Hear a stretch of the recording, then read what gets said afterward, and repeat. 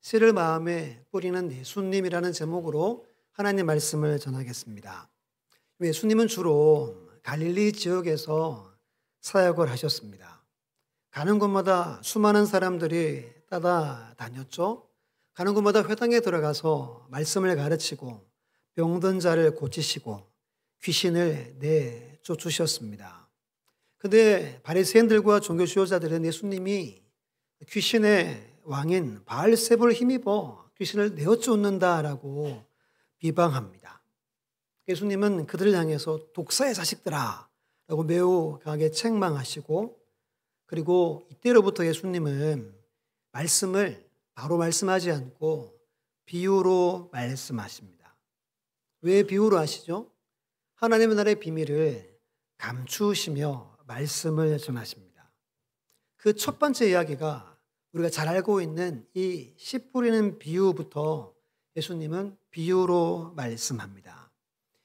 마태복음 13장에는 7가지의 비유가 나와요. 가라지 비유, 겨자씨 비유, 누룩 비유 등등 7가지를 천국에 관한 7대 비유라고 그렇게 이름을 붙이고 있습니다. 그래서 당분간 마태복음 13장 이야기를 주일마다 나누려고 합니다.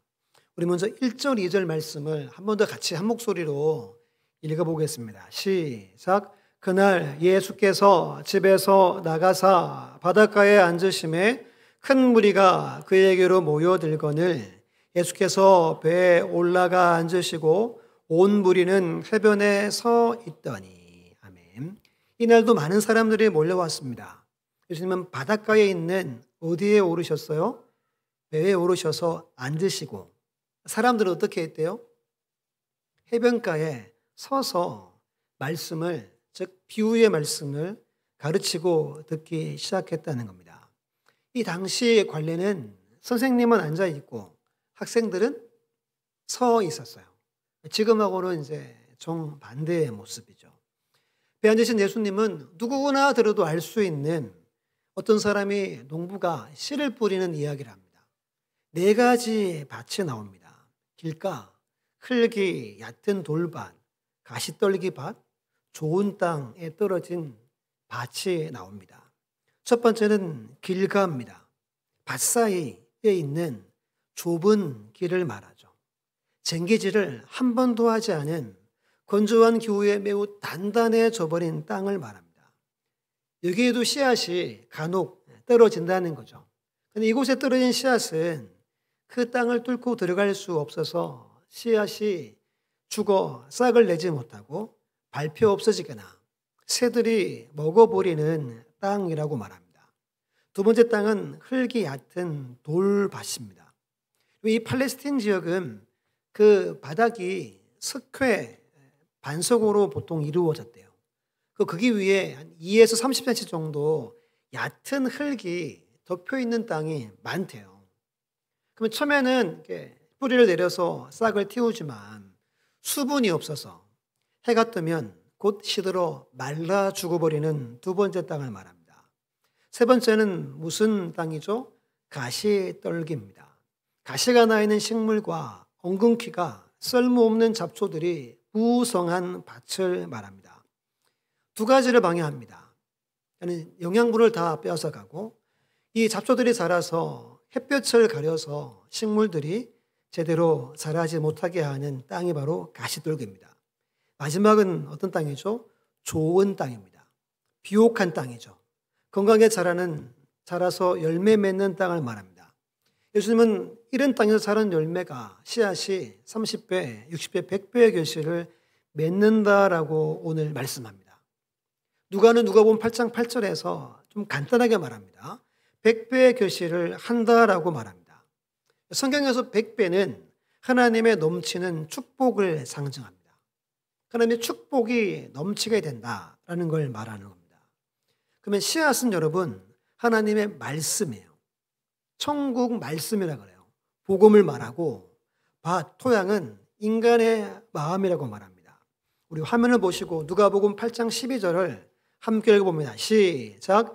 길가에 있다는 것은 말씀을 들은 자니 이에 마귀가 가서 그들이 믿어 구원을 얻지 못하게 하려고 말씀을 그 마음에서 빼앗는 것이요. 아멘. 마음이래요, 우리 마음. 말씀이 뿌리 내리는 곳은 어디래요? 우리의 마음이라는 겁니다.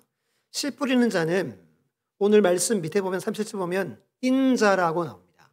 예수님을 뜻하고 더 나아가면 말씀을 전하는 모든 자들을 의미합니다. 오늘은 첫 번째 땅, 길가에 대해서 하나님의 말씀을 함께 나누고자 합니다. 윌리엄 바클레라는 유명한 분이 그 주석 책에 이 지역의 땅을 씨를 뿌리는 방법이 두 가지래요. 첫 번째는 씨앗이든 자루를 이렇게 옆구리에 차고 이렇게 한 줌씩 이렇게 뿌리는 거예요. 우리 아는 것처럼 뿌립니다. 바람을 타기도 하고 골고루 가능하면 뿌려지는 방법이 있고, 두 번째는 조금 충격적인데요. 게으르는 방법입니다. 씨앗이든 자루를 나기 위해 올리고 양쪽에 구멍을 뚫어요. 그리고 나귀 엉덩이를 칩니다. 그럼 이놈이 가고 싶은 곳에 가서 뿌려진대요. 근데 이 방법을 여러분 많이 사용했대요. 저는 도무지 이해가 안 되는데 아무튼 이 방법을 주로 많이 사용했대요. 그러니까 뿌려지는 데는 뿌려지고 그렇지 않은 데는 안 뿌려지게 마음이 넓은 것 같아요. 그래서 들어는 길가에 떨어지게 되었음을 말합니다. 첫 번째, 길가와 같은 마음의 밭은 어떤 밭이냐 하면 이 우리로 치면 그 논과 논 사이의 이랑을 말하죠. 여기에 보통 누가 주로 다니죠? 농부들이 주로 다닙니다.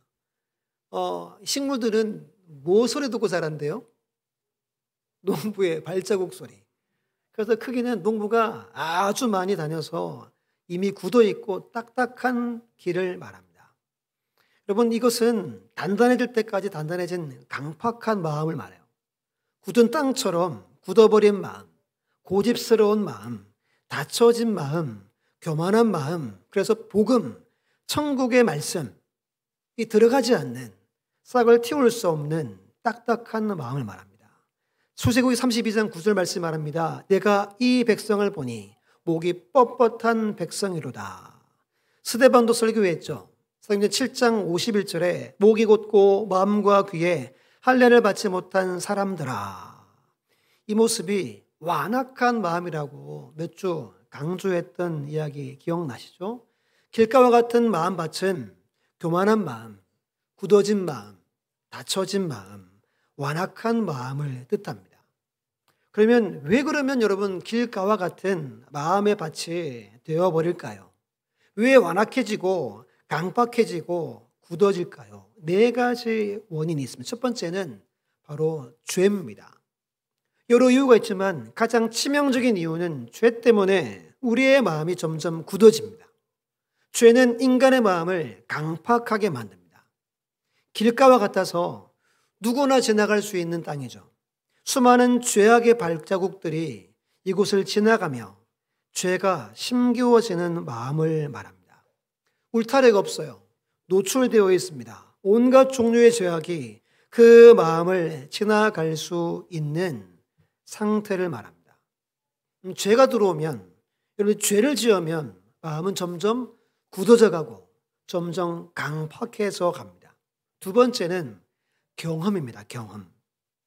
많은 경험이 반복되다 보면 그 경험이 자기 나름의 주관을 형성합니다. 경험이 중요하잖아요. 노하우라고 하잖아요. 근데 이게 주관화되어 버리면 그때부터 문제가 됩니다. 진리를 떠날 수 있고 객관성을 잃어버리는 겁니다. 아유, 내가 해봤는데 이게 나와요. 요즘에 주로 쓰는 나 때는 말이야 라는 게 여기에서 나오는 겁니다. 고집을 부리게 되고 다른 사람의 이야기를 듣지 않게 됩니다. 경험에 치우치면 그것이 바로 길가와 같은 마음의 상태라는 겁니다. 세 번째는 자기 편견입니다. 선입관이라고 하죠. 이게 마음에 가득한 사람은 끝까지 자기의 생각을 고집합니다. 다른 의견이나 새로운 지식을 받아들이거나 믿지 않는 태도를 말합니다. 예수님 당시 바리새인들, 서기관들이 그랬죠. 자기들의 율법적인 지식과 전통과 유전을 절대시했습니다. 편견을 가지고 예수님을 바라보고 예수님을 정죄하기까지 했죠. 그것이 우리의 마음을 굳어지게 합니다. 네 번째는 습관화입니다. 신앙생활에 형식화되고 습관화된 모습이 아마 있을 수 있습니다. 오래 하신 분들 중에 있을 수 있어요. 습관이 되어버려서 아무 느낌 없고 감사도 없고 감격도 없이 예배하고 찬송하고 그저 왔다 갔다 하면서 길가와 같이 반질반질하게 형성된 습관만 남은 것 같은 그 마음이 길가와 같은 마음입니다. 우리 조금 전에 예배 전에 찬양했죠. 예배가 시작하고 2장, 35장, 204장 찬송을 불렀죠. 어떤 마음으로 여러분 불렀습니까? 가사를 고백하면서 간절한 마음으로 기도하는 마음으로 불렀을까? 아니면 그냥 평소같이 똑같이 습관적으로 아무 생각 없이 불렀습니까? 이것만 봐도 별 생각 없이 불렀다는 경우, 아니면 딴 생각하며 불렀다는 경우가 바로 이 첫 번째 길가와 같은 마음이 이미 되어져 버렸음 말합니다. 기억하세요. 죄가 우리의 경험, 노하우, 우리의 고집, 편견, 습관이 우리의 마음을 단단하고 강박하고 굳어지게 한다는 거예요. 그러면 이 마음에 떨어진 씨앗은 어떻게 될까요? 4절에 보시면 누가 와서 먹어버린대요? 새가 와서 먹어버린다고 말합니다. 주인은 뿌려서 싹이 나서 열매를 거두기 원하지만 이 씨앗은 딱딱한 그 길가에 떨어져서 싹을 틔우지 못하고 새가 먹어버린대요. 19절 말씀 보면 아무나 천국 말씀을 듣고 깨닫지 못할 때는 악한 자가 와서, 새는 예수님이 풀어주기를 악한 자라고 말합니다.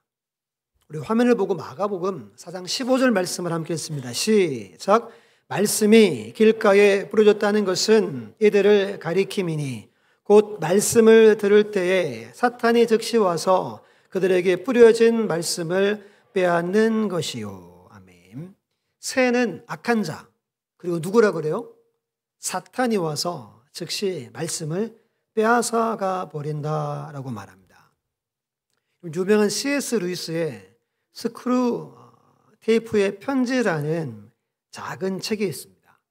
이 책은 악마의 관점을 우리에게 말해주는, 한번 말씀드렸던 이야기예요. 악마가 담당하는 무신론자, 즉 예수를 믿지 않는 한 사람이 있었습니다. 그런데 이 사람이 책을 보다가 하나님에 대한 호기심이 생긴 거예요. 하나님이 누구지? 하나님과 나는 어떤 관계일까? 이런 생각을 하자 다급해진 악마가 와서 이렇게 마음속에 말합니다. 야, 점심시간이야. 뭘 그런 걸 생각해? 밥 먹고 있다 해도 늦지 않아. 하지만 이 무신론자는 계속 하나님 생각을 점심보다 더 귀하게 생각합니다. 악마가 또 말합니다. 오전이 다 끝나가는 짜투리 시간에 생각하기에는 이 문제는 너무 중요한 문제야. 점심 먹고 나서 개운한 머리로 다시 생각해 라고 그를 유혹합니다. 그래서 그는 조금 전 가졌던 하나님에 대한 생각을 거쳐버려요. 그리고 거리로 나갑니다. 거리를 걷다 보니까 또다시 하나님 생각이 또 나는 겁니다.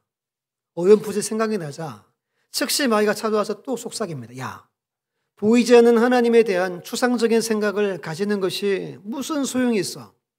현실에서 살아가는 것이 중요하잖아.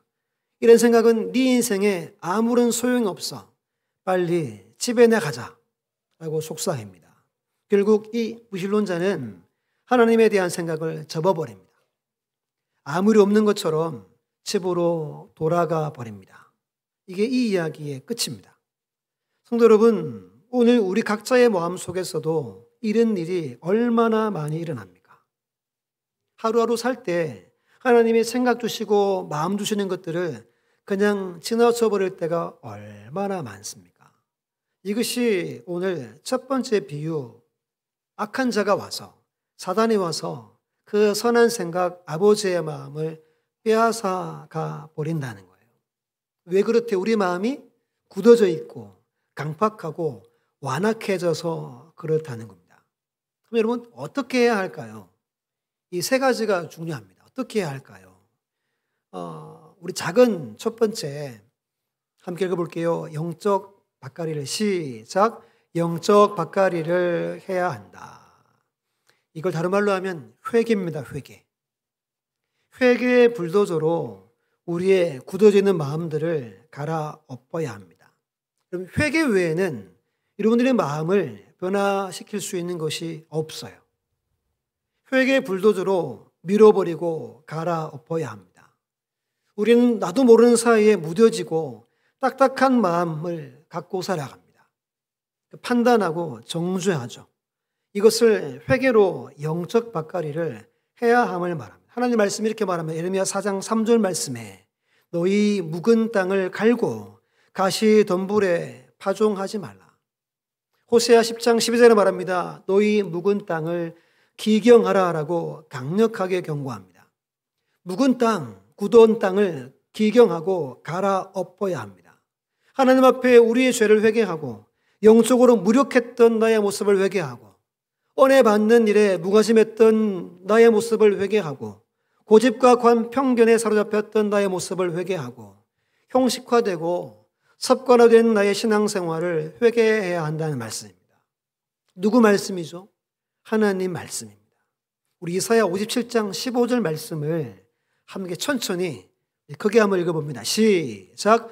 지극히 존귀하며 영원히 거하시며 거룩하다 이름하는 이가 이와 같이 말씀하시되 내가 높고 거룩한 곳에 있으며 또한 통회하고 마음이 겸손한 자와 함께 있나니 이는 겸손한 자의 영을 소생시키며 통회하는 자의 마음을 소생시키려 함이라. 아멘. 하나님은 누구와 함께 한대요? 통회하는 자, 겸손한 자와 함께하고 누구의 마음을 소생시킨대요? 겸손한 자, 통회하는 자, 즉 회개하는 자의 마음을 하나님은 소생시킨대요. 하나님 말씀이 그렇습니다. 8월 달에 월상 예배 주제를 쉼과 안식으로 잡았다고 광고 때 말씀드렸죠. 우리 하나님 주님은 저 여러분들이 쉬기를 원해요. 이따 말씀드리겠지만 이 시대는 쉼이 없어요. 도파민에 중독되어서 끊임없이 무언가를 만들고 이루고 성취하게 하는 세상이 되어져 버렸습니다. 그러다 보니 우리가 영이 힘이 없는 거예요. 영생의 소생이 우리에게 필요합니다. 그래서 8월달 휴가 기간도 있긴 하지만 영적으로 쉼과 안식을 누릴 수 있어야 하는 거예요. 그 중에 한 가지가 바로 회개라는 겁니다. 통회하는 겁니다. 영적으로 여러분들 마음의 밭을 갈아버리고 그때 우리 주님이 여러분의 마음을 소생시키신다는 겁니다. 회개의 불도저로 갈아엎는 은혜가 있기를 예수님의 이름으로 축원합니다. 두 번째는 뿌려진 씨앗을 먹어버리는 무엇을 쫓아야 됩니까? 새를 쫓아버려야 합니다. 왜 그렇게 해야 되면 그때 뿌려진 씨앗이 자라서 열매를 맺을 수 있는 거죠. 제가 몇 번 말씀드렸던 마틴 루터의 가르침을 함께 크게 한번 읽어볼게요. 시작. 우리는 새들이 우리 머리 위에 날아가는 것을 막을 수 없지만 우리 머리 위에 집을 짓지 못하도록 쫓을 수는 있다. 이것도 꼭 기억하셔야 됩니다. 새가 내 머리 위에 날아다니는 거 어쩔 수 없습니다. 이 말이 뭐냐 하면 내 마음에 여러 생각들, 여러 가지들을 여러분들 마음에 줍니다. 두 번째, 이것을 쫓는다는 말은 그것을 내가 취하지 않을 수 있다는 거예요. 그 생각이 내 마음을 다스리지 못하고 완전히 차지하지 못하게 우리가 쫓아버리면 가능하다는 겁니다. 오늘날 우리 시대는 집중하기가 힘든 시대입니다. 예를 들어서 여러분들이 유튜브로 말씀을 듣겠다고 유튜브를 열었어요. 뭐가 뜨죠? 나를 잘 아는 알고리즘에 의해서 내가 좋아하는 것들이 막 떠 있습니다. 저는 스포츠, 다큐 이런 게 떠 있죠. 그러면 어떻게 돼요? 뭘 들으러 왔어요, 지금? 뭘 눌러요? 내가 좋아하는 걸 누릅니다. 다 그렇죠? 안 그렇습니까? 다 그럴 거예요. 누릅니다. 그럼 또요. 또 누르고, 또요. 또 누르고. 그러면 1시간 그냥 가버립니다. 월세 때도 말씀드렸지만 우리는 지금 너무 많은 정보 가운데 삽니다. 옛날에 그 스마트폰이 나왔을 때 정말 유명한 목사님이 앞으로 이게 사탄이 될 거라 그랬어요. 이미 그 시대가 우리가 왔어요. 근데 우리가 일주일에 한 달 동안 오지에 가서 산다면 영적으로 정말 풍성한 삶을 살 거예요. 제일 먼저 꺼버려야 할 게 뭐라고요? 모르십니까? 집중이 안 됩니다. 분명 말씀 들으러 와서 1시간 그거 보고 말씀을 듣습니다.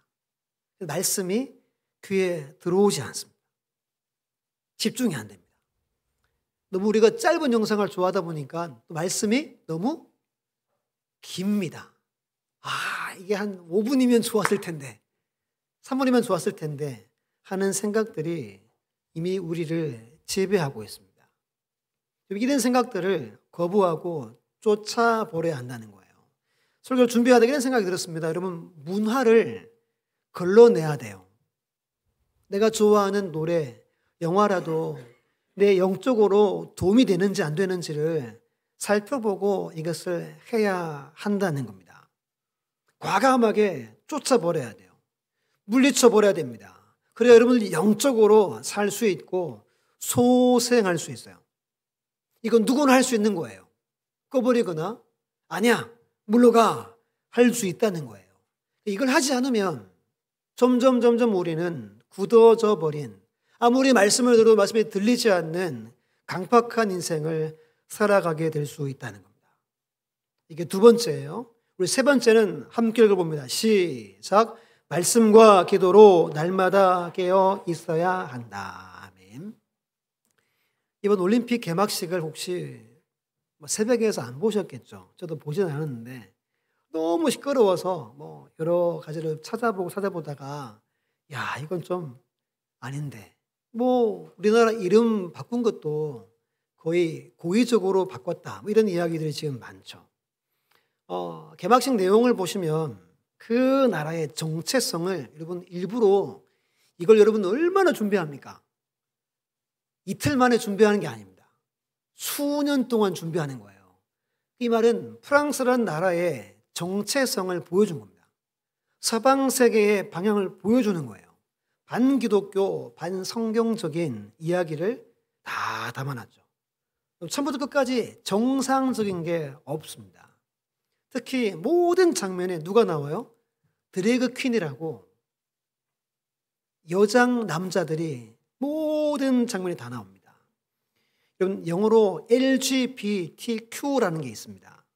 설명드리면 L은 레즈비언, 여성끼리 좋아하는 거, G는 남성끼리 좋아하는 게이를 말하고, B는 바이섹슈얼, 다 좋아하는 거예요. 남자도 좋아하고 여자도 좋아하고, T는 트랜스젠더, 성전환자를 말하고, Q는 성소수자를 말하는 단어입니다. 이걸 트랜스젠더주의라고 합니다. 내 정신이 나의 성별을 바꿀 수 있대요. 이것이 나의 인권이라고 주장하는 사람들이 이미 우리나라에도 너무 많이 생겨서 이 이야기를 공적인 자리에서 할 수 없게 됐어요. 지금 올림픽의 가장 이슈가 복싱이죠. 남자 둘이가 여자라고 나와가지고 한 대 때리고 기권했죠. 근데 보니까 복싱협회에서 그 한 대 맞고 기권한 선수에게 보상했어요. 1억 3천만 원인가? 할만한 것 같아요. 지금 IOC랑 계속 갈등이 있습니다. 말이 되냐 이게? 그리고 이게 지금 프랑스란 나라의 정체성이고 서방 세계의 사고 방식이 되어져 버렸습니다. 여러분 국가의 그 태극기, 국기를 드는 기수들 중에 많은 경우가 성소수자를 일부러 세웠습니다. 결정적으로 최후의 만찬 때 예수님 12제자를 다 드래그 퀸으로 다 채워버렸습니다. 제가 다음 주 휴가 다녀와서 좀 공부 좀 하고 오후 예배 때 조금 더 깊게 말씀을 들으려고 합니다. 여러분 7월 18일 우리나라에서도 건강보험 관련해서 2년 동안 동성 부부와 건강보험공단과 법정에서 싸웠어요. 결국에 누가 이겼어요? 동성 부부가 이겼어요. 이 다음 단계는 동성결혼 합법화가 미국이나 유럽이 그 다음 몇 년 안에 그대로 다 통과가 되었습니다. 즉 우리나라도 곧 동성결혼이 합법화될 때가 이르렀다는 겁니다. 지금 이 나라도 그런 단계에 왔어요. 지금 정치인들이 일부러 계속 차별금지법을 통과시키려고 하는 것들이 여기에 있는 겁니다. 제가 영상 좀 찾아보다가 이거는 안 되겠다. 여러분 침묵하지 말라는 거예요. 교회에서. 안 그러면 이대로 몇 년 안에 이대로 됩니다. 우리 말씀을 두 군데를 한번 소리내어 읽어볼게요. 마태복음 24장 12, 13절 있습니다. 시작. 불법이 성함으로 많은 사람의 사랑이 식어지리니 그러나 끝까지 견디는 자는 구원을 받으리라. 아멘. 끝까지 뭐 해야 돼요? 견뎌내는 사람만이 구원받는 세상이 됩니다. 요한에서 5장 19절로 21절도 함께 읽습니다. 시작. 또 아는 것은 우리는 하나님께 속하고 온 세상은 악한 자 안에 처한 것이며 또 아는 것은 하나님의 아들이 이르러 우리에게 지각을 주사 우리로 참된 자를 알게 하신 것과 또한 우리가 참된 자 곧 그의 아들 예수 그리스도 안에 있는 것이니 그는 참 하나님이시요 영생이시라. 자녀들아 너희 자신을 지켜 우상에게서 멀리하라. 아멘. 우리는 하나님께 속했대요. 세상은 악한 자에 처해 있어요. 이게 여러분 같아질 수가 없어요. 마지막 절에 뭐라 그래요? 우리 자신을 지켜서 누구에게서 멀어지대요? 우상에게서. 어떻게 하면 멀어질 수 있느냐? 오늘 세 번째, 하나님의 말씀과 기도밖에는 없어요. 이 두 가지 하면서 견뎌내야 하는 시대가 이미 우리에게 도래해져 버렸습니다. 그저 옛날처럼 오래 누리고 이 세상이 끝나버렸다는 거예요. 깨어있지 않고 정신 차리지 않으면 지금 새벽에 예레미야 말씀 보고 있습니다. 이 말씀이 지금 이 시대의 이야기와 똑같아요. 이걸 제가 보고 말씀을 생마다 전하면서 이게 너무 생생한 거예요. 구약의 예언 쓰면 어렵잖아요. 전혀 어렵지도 않고 이게 너무 피부로 와닿는 거예요. 지금 여러분 거의 막바지에 왔어요. 마지막은 뭐죠? 멸망이에요, 여러분. 심판이에요, 심판. 지금 심판이 우리 코앞에 다가왔음을 말합니다. 이때 우리는 말씀과 기도 아니면 다른 것 할 것이 우리에게 없습니다. 독일의 유명한 신학자인 헬무트 틸리케가 이런 말 했습니다.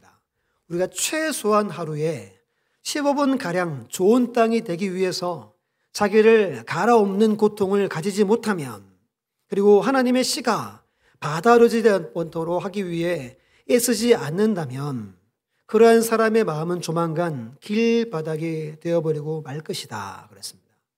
15분은 하셔야 된대요. 15분 너무 짧은 시간이죠. 성경 몇 장 읽으면 15분 가버리는 거예요. 몇 장 읽고 그 말씀 듣고 기도해야지만 영을 지킬 수 있고 끝까지 지켜서 구원을 얻게 되는 이 세상이 이미 되어져 버렸다는 겁니다. 한 가지 이야기를 하고 설교를 마칩니다. 오늘도 만나를 줍는 여자라는 책에 나오는 어느 집사님의 이야기입니다.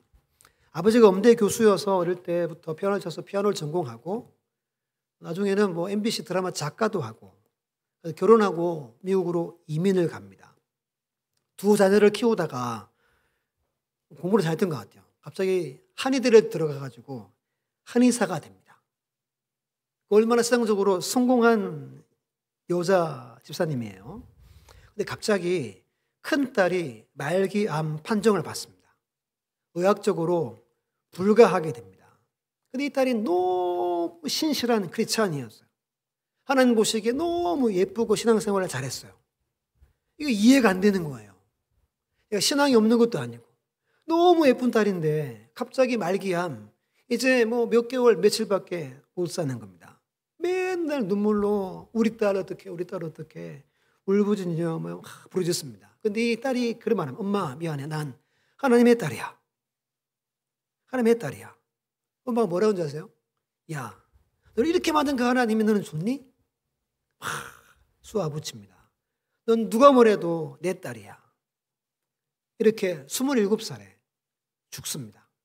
이 엄마는 정신을 차리지 못합니다. 매일매일 하나님 원망하고 살아갑니다. 그때 하나님이 찾아와서 이렇게 말합니다. 내가 너를 데려가지 않은 이유를 알고 싶니?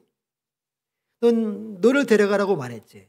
내가 너를 데려가지 않은 이유는 지금 너를 데려가면 지옥 가기 때문이야. 내가 너를 데려가지 않았어.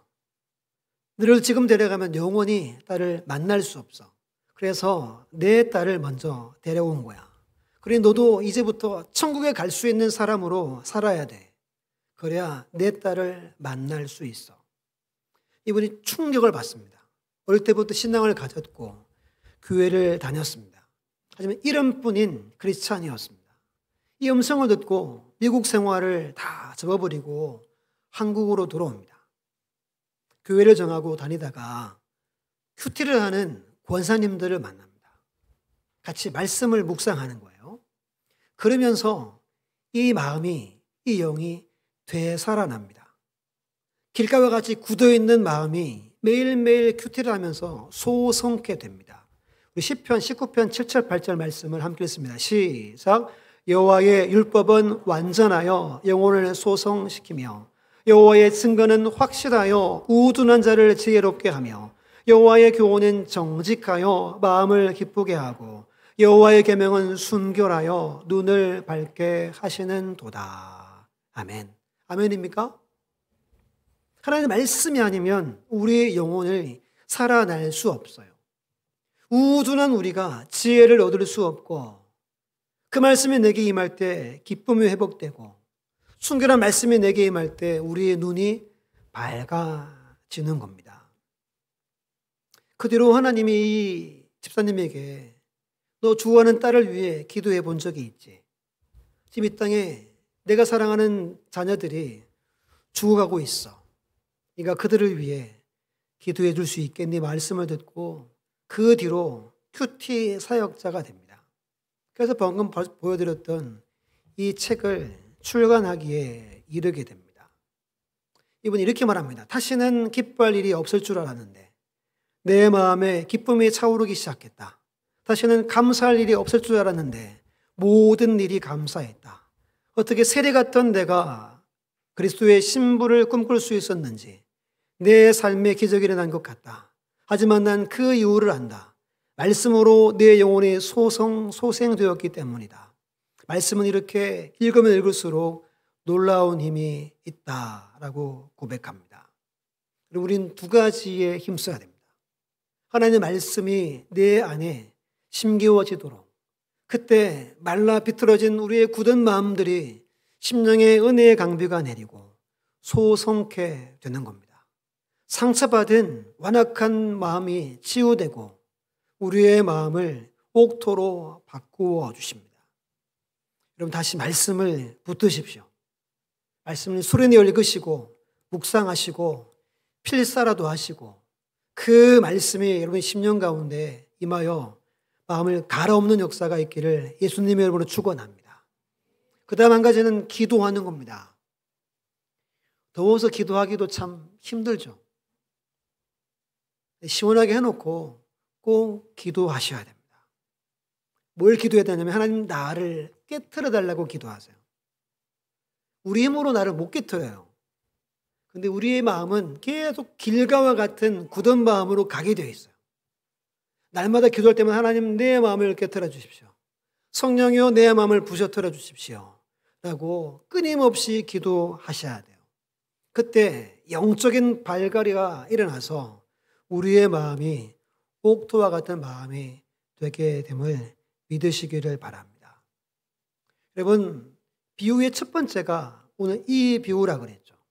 왜 이 비유를 말씀하십니까? 하나님 말씀을 받는 마음의 밭이 가장 중요하다는 거예요.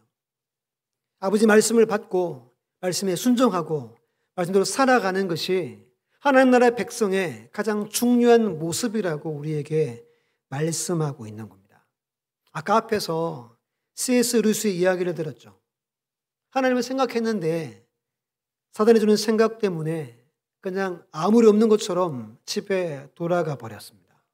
만약에 여러분 이렇게 예배를 드리고 설교를 듣고 기도하고 찬송하고 돌아가는 여러분들이 마치 아무 일 없었다는 듯이 돌아간다면 하나님이 얼마나 안타까워할까요? 누구는 좋아할까요? 사탄은 좋아할 겁니다. 설교를 다 했습니다. 특히 신앙생활 오래 하신 분들은 꼭 지금의 마음 상태를 돌아보셔야 됩니다. 오늘 새벽에 오신 분들은 완악함의 끝판왕 이야기를 새벽에 들으셨어요. 내 말과 하나님의 말씀이 뭐가 진리인지를 이들은 내기합니다. 세상에 지금 그렇게 되어져 버렸습니다. 우리 어른들이나 청년들이나 학생들 모두 마음을 살펴보시고 진지하게 마음을 돌아보시고 그 하나님의 말씀과 기도로 회개함으로 다시 소성케 되는 하나님의 복을 누리시기를 예수님의 이름으로 축원합니다.